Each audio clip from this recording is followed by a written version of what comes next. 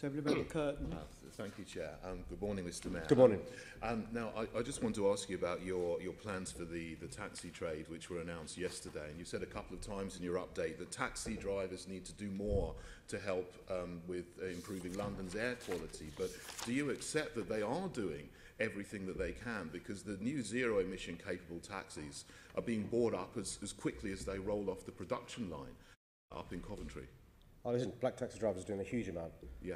Anything more we can do to help them, we are doing. And one of the things you'll also have spotted from yesterday's announcement was a bigger grant, some would call it a subsidy, to black taxi drivers to make the transition from the current polluting diesel vehicles to the cleaner form of black taxis. I'm not sure whether I would agree with you there, Mr. Mayor, because you have this delicensing scheme, and you've always said up to now that there'll be £42 million in that delicensing scheme. But yesterday, in the announcement, you've reduced the amount to £18 million, about 60%.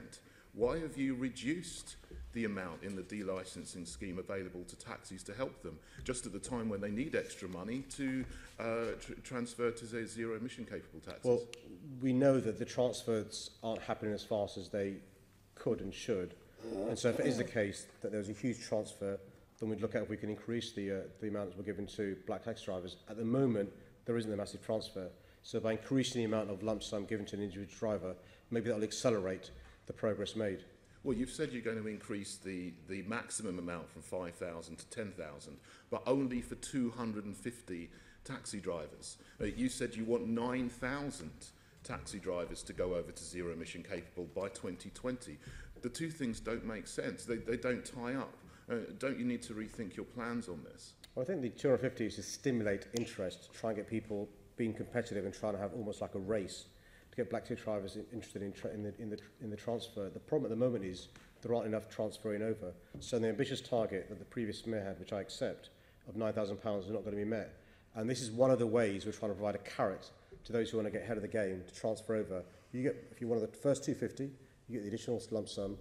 You can transfer over. And so the idea is for there to be a race. And clearly, if there are hundreds, more than 250, who apply in the next few days, we'll look at whether we can increase the offer.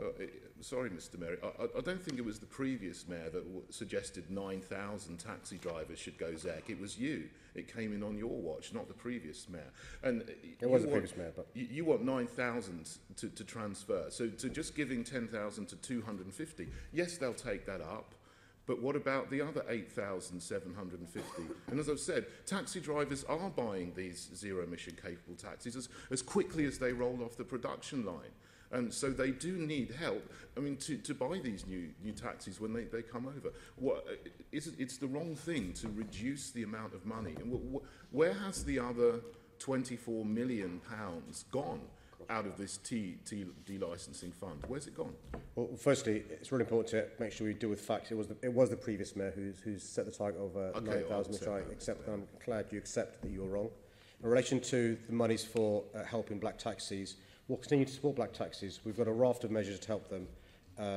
We've done over the last 2 years. The business plan for TfL has been published. You'll see the business plan, and the relevant committees looking into this, and I'll be speaking to the plenary in January as well, so you'll see how the business plan for the TfL works out there. We're keen to support black taxis making the transition.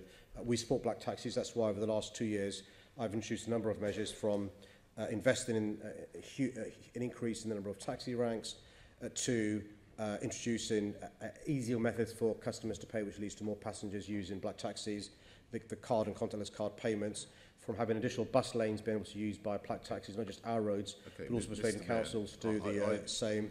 Could I stop you there, Mr. Mayor, because that doesn't relate. I was listing the help I'm giving to black taxis. That doesn't relate to your press release yesterday. That we've covered this many times, and I've accepted some of the things you have done. But it seems now all the good things there are being negated by these terrible things for the taxi trade.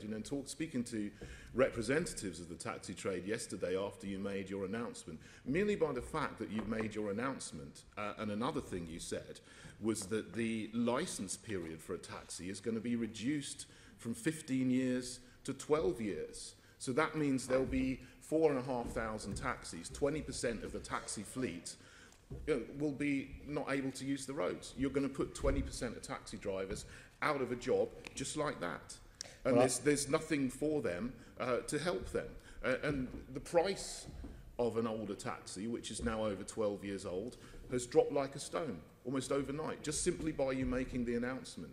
Why didn't you think of this? Why didn't you think of the consequences to taxi drivers and the taxi trade? And don't you actually think that on this you're wrong and you need to rethink your ideas and your answers? You need to protect the taxi drivers to make sure that their trade can continue. I think even you would have to accept that there are thousands of premature deaths in our city because of poor quality air. I think even you would have to accept that a number of adults have health issues caused directly by the poor quality air. I think even you would have to accept science, which shows that taxis contribute over 20% of the NOx road transport emissions in central London, and from 2020 will be the largest source of road transport NOx in central London. Now, look, I can ignore the science. I can ignore the science and ignore the experts, like some would like us to do. Well, but I look at the experts and look at the science, and actually we've got to address the fact that some of our taxis are the biggest polluters when it comes to poor quality air in our city. Well, Mr. Mayor, I mean, I accept we need good quality air, but as I put to you a couple of times, taxi drivers are buying the zero-emission capable taxis as quickly as they roll off the production line. There simply aren't those taxis available for them. So it's not the right thing to do to say to drivers, you can't drive anymore, when there are not these zero-emission capable taxis for them to drive.